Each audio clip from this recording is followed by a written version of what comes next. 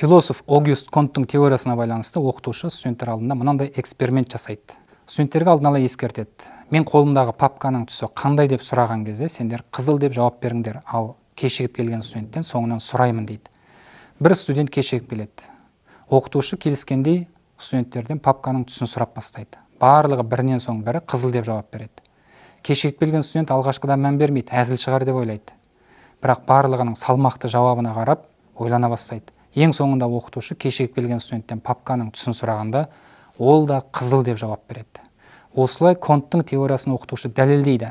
Яғни шындық болса да, ақиқат болса да, қоғамда қабылданбайтын пікірлер болады. Өзіндік ойы жоқ, қоғамдық пікір қалай бұрса, солай еліктей беретін адамдар болады. Ондай адамдарды кез келген ұранмен басқара беруге болады. Мысалы, біздің қоғамда әйел адам еңкейіп жұмыс істесе, кеудесі ашылып қалмасын деп, бір қолмен кеудесін басып жауып тұрады. Яғни ұяты жұмыс істеп тұр. Ал сол әйел жағажайға барса, іш киіммен шомыла береді. Ол кезде оның ұяты басқармады, қоғамдық пікір басқарды.